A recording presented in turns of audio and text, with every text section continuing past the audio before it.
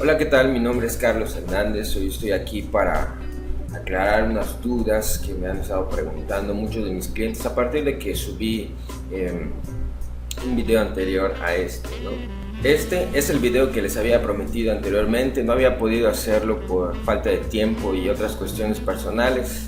Y pues el motivo de hacer este video es precisamente por las tantas dudas y preguntas que me han venido haciendo la mayoría de mis clientes y personas que pues tienen ciertos problemas para realizar su trámite de visado. Voy a mencionarles preguntas que me han hecho, voy a mencionar tips, voy a mencionar recomendaciones para la cita consular. Me voy a enfocar mucho o más en la parte de la visa americana, que es donde más he tenido más trabajo y me han preguntado muchísimo más que Canadá, ¿no? Les recuerdo que el proceso de visado para visas para Estados Unidos es la siguiente. En primer lugar, nosotros como asesores, es importante que en esta evaluación de tu información podamos determinar si tienes las posibilidades realmente de aprobar tu visa o si tienes algunos puntos que deberíamos mejorar o cambiar quizás, ¿no? Se te instruiría para antes de proseguir con el siguiente paso. Punto número 2. Una vez que se analizó tu situación general, podemos llenar tu formulario conocido como DS-160. Este formato es el de visado que vas a presentar el día de tus dos citas en el CAS, donde te tomarán huellas dactilares y la foto del rostro. Asimismo, en la siguiente cita, al siguiente día u otra fecha que tú hayas elegido, se te hará la entrevista directa con el cónsul. Bien, durante la entrevista consular, el cónsul al finalizar la entrevista te dará una hoja en la cual te indica si fue o no aprobada tu visa. En el caso de que sí haya sido aprobada, podremos monitorear si la visa ya está disponible para recogerse en DHL. Asimismo, te llegará un aviso a tu correo electrónico, uno donde la visa ha sido liberada por el consulado a las oficinas de DHL, o la segunda, que es cuando ya pasas a recoger tu visa con tu número de guía o seguimiento. Ahora voy a ser muy enfático en una cosa para recordarlo de mi anterior video.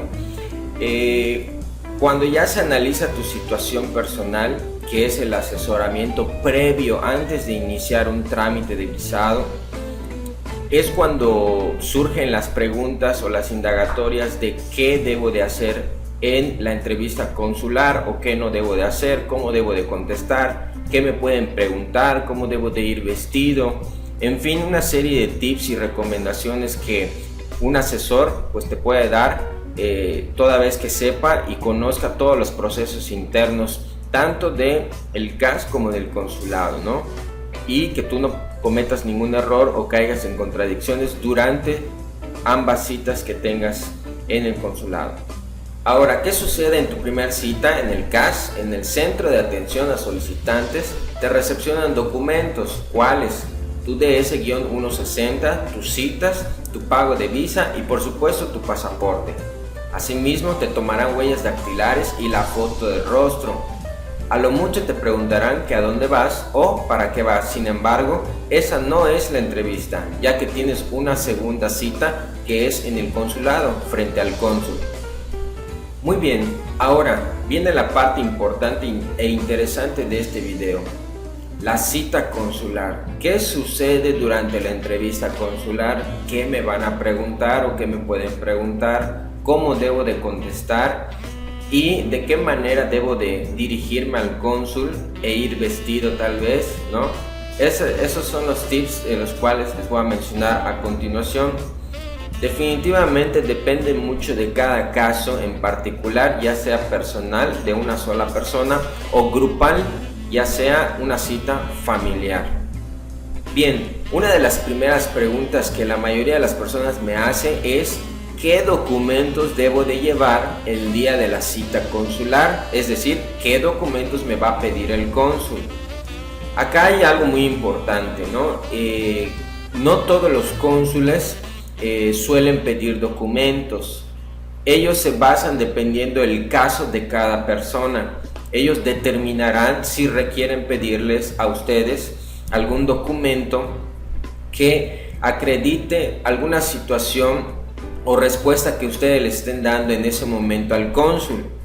Ahora, si nombramos algún tipo de lista o orden de los documentos que yo debería de considerar llevar para mi cita consular, esto por si me lo pidiera el cónsul, bueno, entre ellos está la carta laboral, ¿no? Carta laboral, recibos de nómina, estados de cuenta, títulos de propiedad, el predial, por ejemplo, si tengo casa a mi nombre, si tengo auto a mi nombre, factura del carro, factura de la moto si tengo, en fin, el orden va de mayor a menor prioridad en cuestión de documentos. Seguido de esta pregunta puede surgir la siguiente: ¿qué pasa si yo no tengo los suficientes documentos o los documentos que acabo de mencionar? Por ejemplo, la carta laboral, porque a lo mejor soy un mecánico, pero lo hago por mi cuenta, ¿no? En ese caso, debería considerar solicitar o pedirle a mi jefe, a mi patrón, pues una carta que él me pueda hacer membretada, de ser preciso, si es posible, firmada con teléfono, ¿no?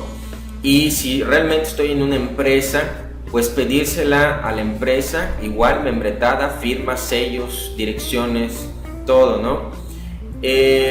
Independientemente del tipo de carta laboral o constancia laboral que yo pueda llevar ante el consulado, ¿qué información debe tener esa carta, no? Debe de tener, por ejemplo, mis datos de la empresa, mis datos, el puesto que yo tengo, qué es lo que hago dentro de la empresa, cuánto gano al mes, mi sueldo mensual, no quincenal ni semanal. En la carta debe de exponerse de manera mensual. Asimismo, la firma, como bien ya dije, la firma y sello de la empresa, ¿no? De ser preciso. Lo más legible posible, la mayor información posible, dependiendo del área laboral en el cual yo me encuentre, ¿no? Muchas personas me dicen, oye, pero no tengo la carta, o realmente ahorita estoy desempleado, no tengo trabajo, ¿cómo le puedo hacer? En este caso, yo en lo personal no les brindo ningún tipo de servicio de hacer una carta ficticia o fantasma que no existe, ¿no? ¿Por qué? Porque eso es caer en mentira, y al menos yo en lo personal no me meto con ese tipo de documentos apócrifos, ya que esto recae en un delito que te puede llevar a la cárcel, ¿no? Entonces, por un papel o por tratar de engañar al consulado, pues como que no vale la pena, ¿no? En ningún aspecto de trámites vale la pena hacer un documento apócrifo. Te puede llevar a tener muchos problemas legales. ¿Qué puedes hacer? Pues bueno, quizás buscar algún contacto, ya sea familiar o algún conocido, que te pueda hacer una carta laboral con su firma, con su número de teléfono, el cual él pueda dar razón de ti, y o en su defecto pues tratar de buscar un empleo que sea lo más alto remuneradamente posible, y que esa persona te pueda hacer esa carta indicando un monto o una cantidad justa o aproximada a lo que normalmente un cónsul quiere ver, ¿no? Y aquí viene también otra pregunta, ¿no? ¿Cuánto es lo esencial o lo que yo debo tener en sueldo, ¿no? En el caso de las mujeres que trabajan, yo diría que entre los 7,000 a 8,000, 9,000 pesos mensuales es un sueldo pues bastante aprobatorio, considerable para el consulado para poderte otorgar la visa. Y en el caso del hombre, yo diría que arriba de los 8, 9,000, quizá 12, 13, 15,000 pesos, ¿no? Me han tocado casos de gente que pues tiene un buen trabajo, tiene un buen puesto y ganan arriba de 18,000, 20,000, 22,000 pesos, ¿no? Y pues esas ya son cantidades de sueldo, y que pueden comprobar que pues realmente no deben tener ningún problema en que sea aprobada su visa. Si bien es cierto, algunas personas o varias personas no tienen la suficiente solvencia económica o estabilidad, y aún así pues deciden, ¿no? Intentarlo, y en algunos casos he podido notar o ver que si les es aprobada su visa, pues a veces no les piden ningún documento y solo contestan las preguntas y les dan la visa, ¿no? Pero no siempre es así. Yo por eso les digo siempre a mis conocidos, a mis clientes, ¿qué es mejor, no? Ir preparado, ir con documentos, o sea, que me sobren documentos o que me falten, ¿no? Porque con un documento que yo no lleve, o una pregunta que yo no pueda responder con algún papel, eso me puede orillar a que mi visa sea negada inmediatamente. Ok, después de la carta laboral les mencioné los recibos de nómina. Volvemos a lo mismo. Si mi empresa o para la persona en la cual yo trabajo puedo ganar yo un sueldo bastante bueno, pero a lo mejor no me dan recibos de nómina, pues entonces tendría yo que solicitar algún tipo de comprobante o otra carta que indique mi sueldo mensual, donde la persona pues está atestiguando con firma, con sellos o la carta membretada, está asegurando que en efecto eso es lo que me está pagando a mí de sueldo mensual. Y la otra parte, el estado de cuenta. Los estados de cuenta bancarios, cabe recalcar que aquí deben ser bancos reconocidos. Reconocidos, vamos a hablar de bancos. ¡Oh my God! Por mencionar algunos, ¿no? Hay ciertos bancos en los que pues no es recomendable llevar un estado de cuenta porque no lo consideran o no lo toman muy en cuenta. Y viene la pregunta también aquí, ¿no? ¿Cuánto es lo que yo debo de tener en mi estado de cuenta reflejado? O sea, dinero existente, ¿no? Porque muchos dicen, bueno, pues tengo tarjeta de crédito. Aquí no es lo mismo. Recordemos que una tarjeta de crédito es un crédito que el banco nos da de un dinero que no existe para nosotros y hasta cierto punto ni para el banco.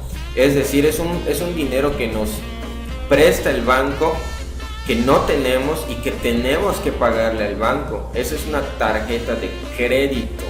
Puedo comprar sin tener dinero en el momento.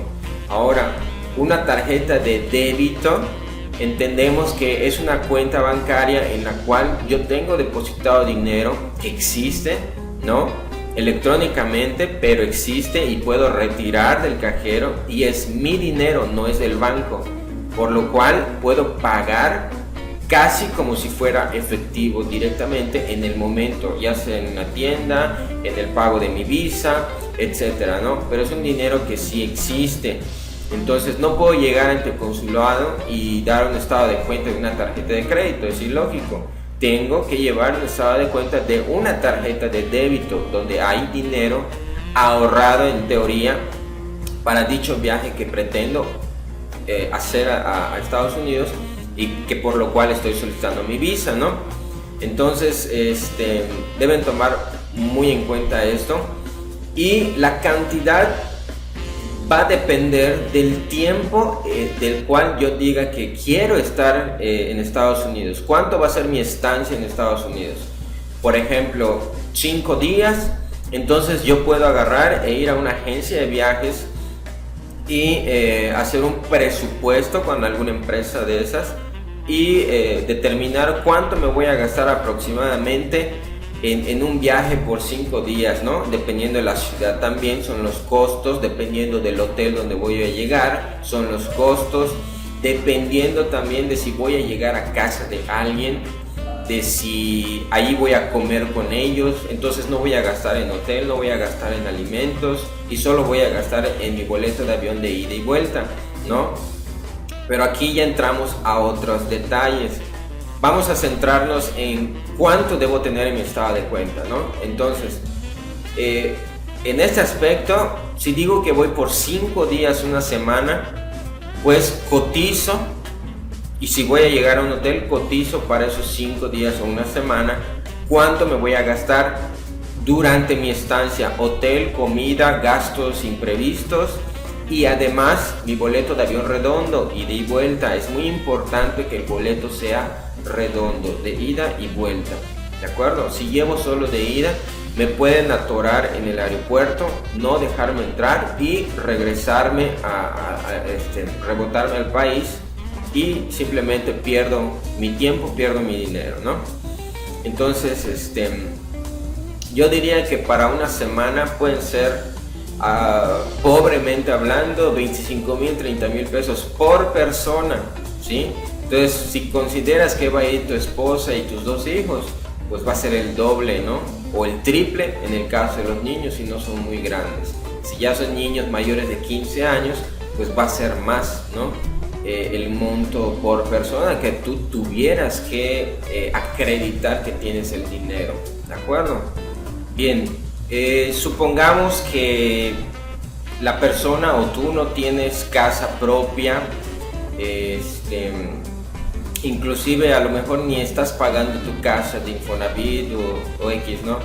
En esos casos, igual no siempre piden los títulos de propiedad. Es raro el cónsul o rara la situación en la cual les suelan pedir esos documentos. Sin embargo, repito nuevamente, debes de considerarlo y tratar de llevarlo en lo posible. Si estás pagando tu casa, pues lleva tus recibos de pago de la casa, donde se indica que tienes un crédito de Infonavit y que lo estás pagando, ¿no? Inclusive que a lo mejor hasta ya la estás viviendo.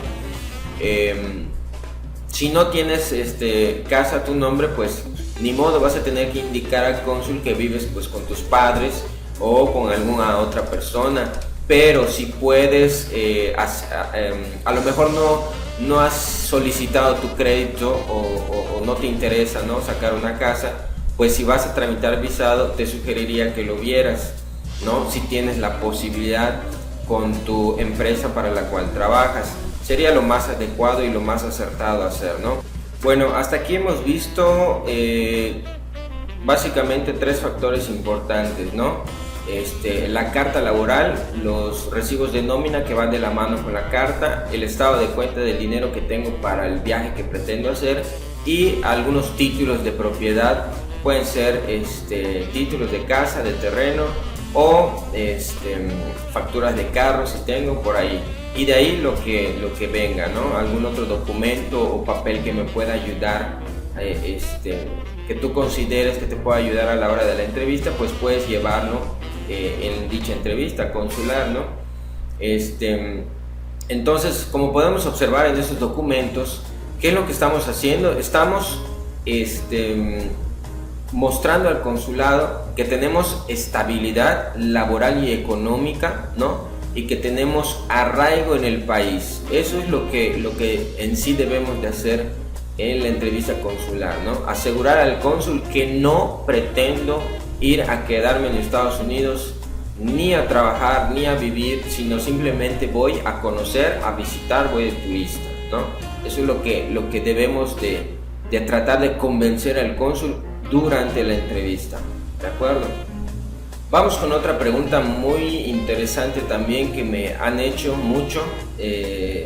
La pregunta es: ¿necesito o puedo llevar una carta de invitación? Es decir, voy a llegar a casa de un conocido, amigo o familiar, ¿no?, directo o indirecto, que me está invitando a visitarlos en los Estados Unidos.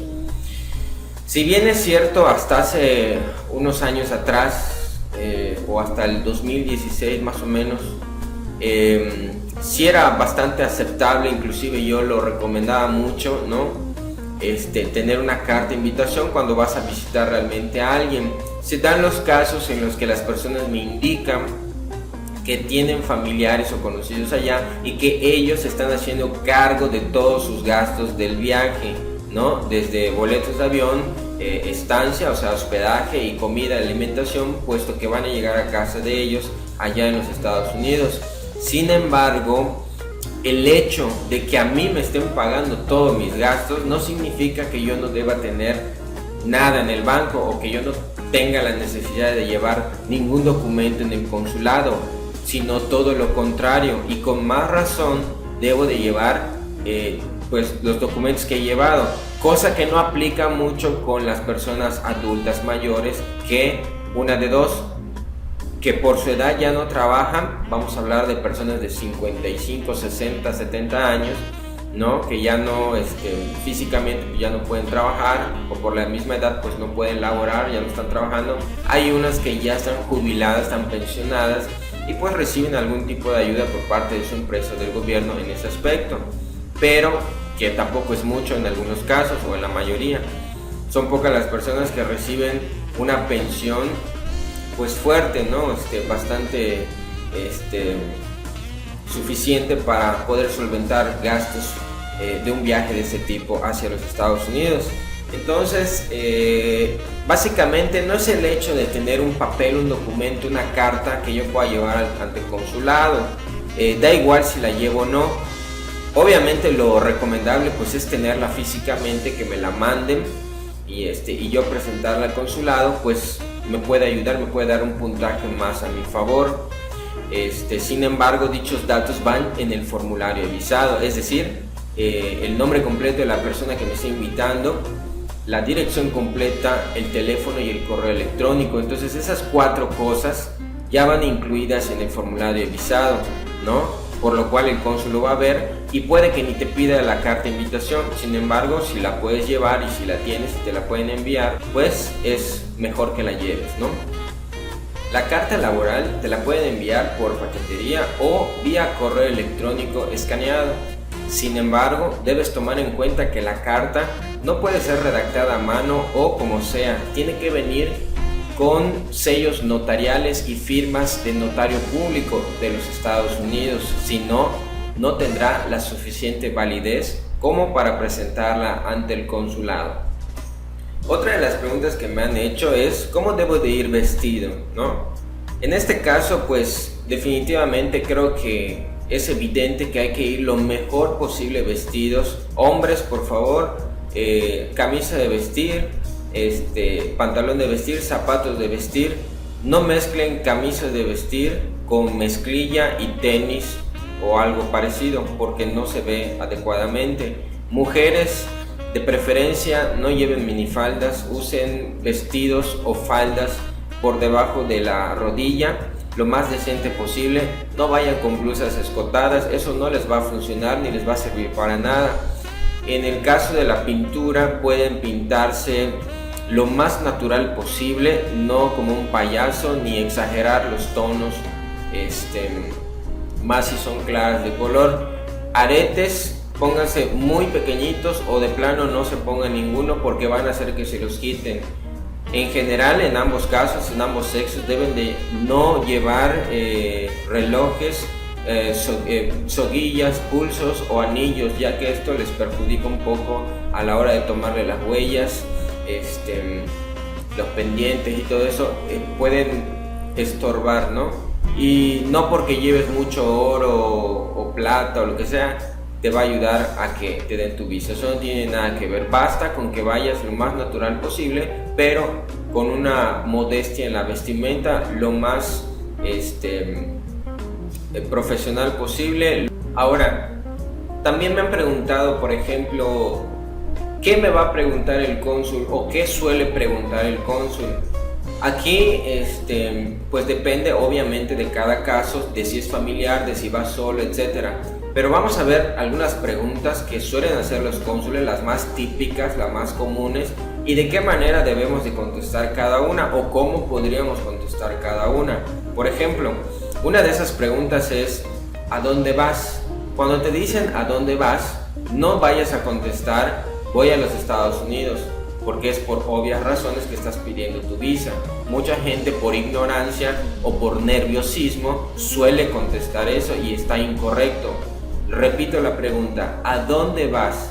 En este caso se está refiriendo principalmente a la ubicación geográfica, es decir, la ciudad y el estado en el cual tú pretendes viajar. Aquí tenemos que analizar, ¿no? ¿A dónde vas? Voy a qué ciudad y a qué estado, a eso se refiere. ¿A dónde vas?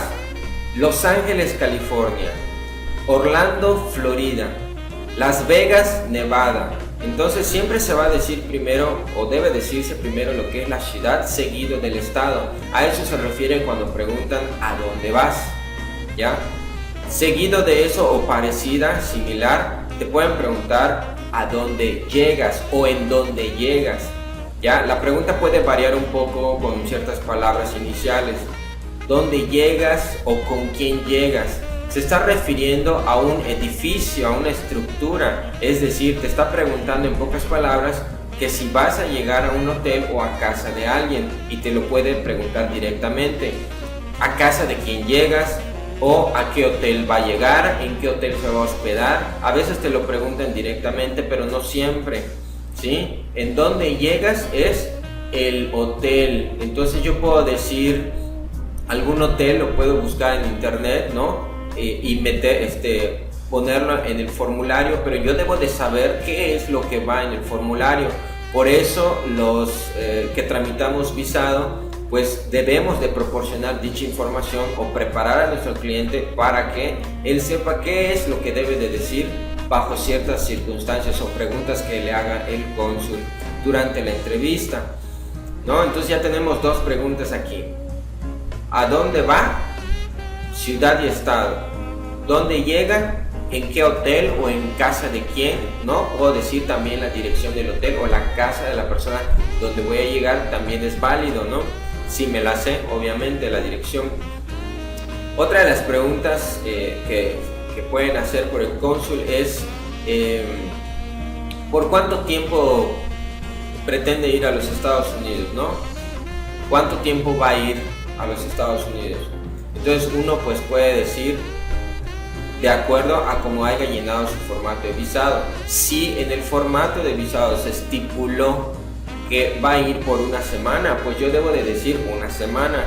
Por eso es importante saber qué es lo que se está llenando en el formulario, ¿ya? Si no lo sé, tengo que preguntarle a mi asesor de visado o quien me esté llenando el formato de visado, ¿no? Que imprima el resumen de dicho formulario al momento de llenarlo, lógicamente.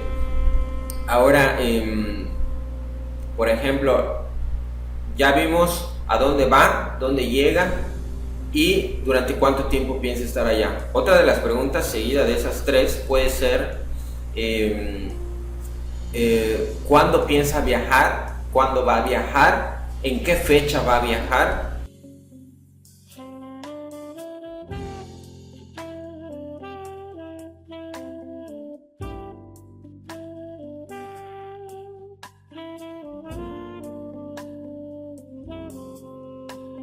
Bueno, otra de las preguntas que normalmente dicen los cónsules es el a qué nos dedicamos, ¿no? ¿A qué se dedica?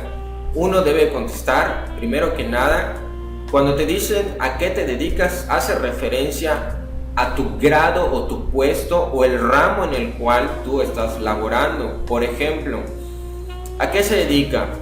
Y yo reparo computadoras, entonces yo puedo contestar, soy técnico en reparación de equipos de cómputo, ¿no? Ese es mi puesto, ese es mi nivel, ¿de acuerdo? No vas a decir soy ingeniero o soy licenciado en eso, porque no es lo que te están preguntando. Te están preguntando a qué te dedicas. Me dedico a la reparación de computadoras, ¿no? Entonces soy técnico en reparación de equipos de cómputo. ¿Qué actividades realiza? Te pueden preguntar seguido de eso. Entonces tú vas a describir, bueno, yo diagnostico, reparo, compongo equipo de cómputo, ¿no? Hago respaldos. O sea, tú vas a explicar de acuerdo a tu ramo lo que tú haces, ¿no? En tu puesto que tienes, ¿no? Asimismo te pueden preguntar ¿cómo se llama tu empresa? Vas a decir el nombre de tu empresa, dónde está ubicada, la dirección de tu empresa, si te lo preguntaran. Y también te pueden preguntar relacionado al trabajo, que por lo regular suelen hacerlo, es ¿cuánto ganas al mes? Si solo te dicen cuánto ganas, tú debes de contestar un sueldo mensual. Si tú sabes que te pagan a la semana o a la quincena, por favor di tu total mensual. ya que en el formulario también se estipula de manera mensual, no semanal ni quincenal, y todo va de acuerdo a tu moneda, de acuerdo a tu país. En este caso México, pues se pone en pesos, ¿no? Si gano 12,000 pesos mensuales y me pagan pues 3,000 semanales o 6,000 semanales, pues hago la sumatoria de lo que me pagan en semana o quincena y lo voy a poner mensual y lo voy a decir mensual, en ese orden. Otras posibles preguntas preguntas que pudieran hacerte por el cónsul pudiera ser ¿dónde se encuentran tus hijos? ¿No? Suponiendo que viajas solo tú y tu pareja, o solamente tú como hombre o solamente tú como mujer, pueden preguntarte ¿dónde está tu familia? ¿No? Entonces nosotros inmediatamente debemos de responder, ellos están en México. Suponiendo si es mujer, mi esposo está en México, trabaja y no puede viajar conmigo por su trabajo. O a lo mejor él ya tiene visa y solamente yo estoy tramitando. Viceversa, el hombre. Si solo el hombre está tramitando, a lo mejor la mujer ya tiene, pero si la mujer no tiene visa, ni los hijos, el cónsul va a indagar en el por qué su familia no está tramitando junto con él, ¿ya? Entonces eso puede ser contraproducente. Por eso no es conveniente en ningún caso, sea solo, sea familiar o algo así, poner que nada más vas a viajar tú. Siempre es importante mencionar que viajas con otras personas, y dichas personas, o están tramitando junto contigo o ya tienen una visa, un historial de visado, ya fueron y ya regresaron de los Estados Unidos.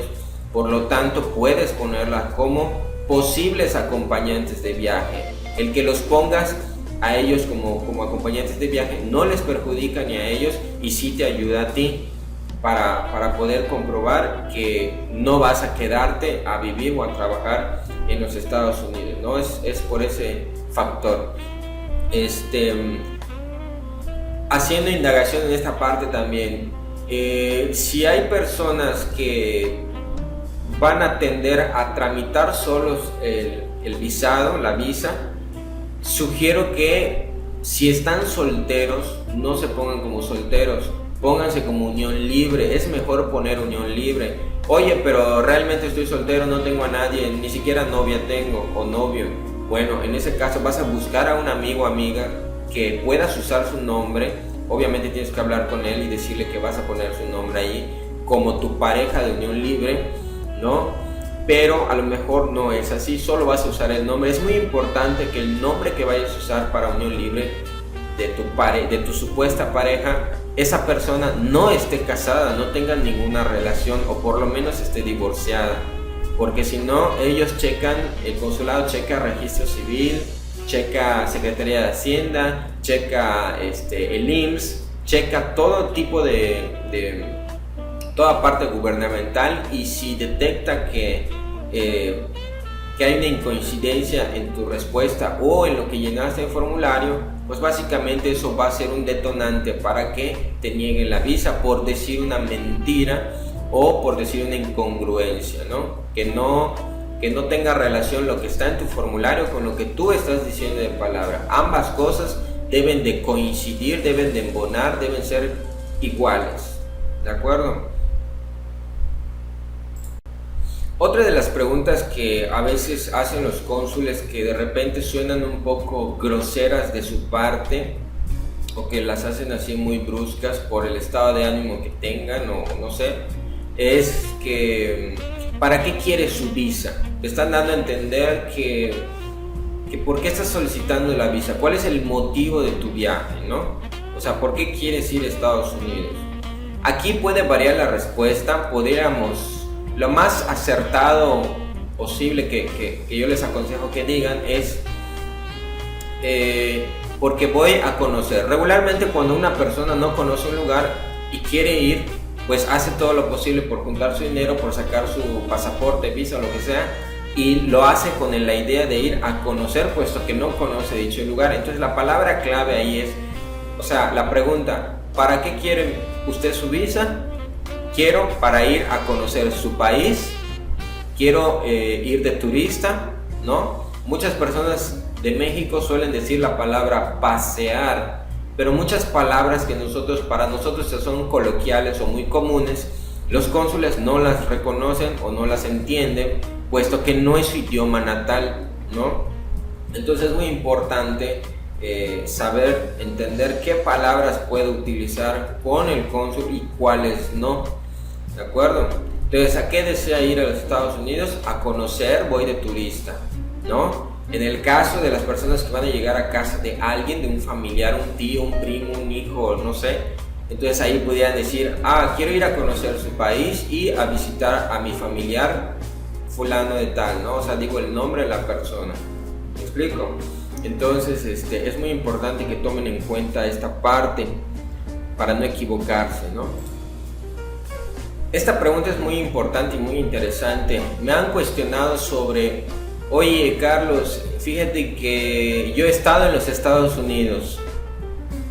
Hay gente que ha intentado cruzar, hay gente que cruzó, no una sino varias veces, y se quedó y trabajó, estuvo un tiempo allá, 1 año, 2 años, 3 años, 10 años, no lo sé.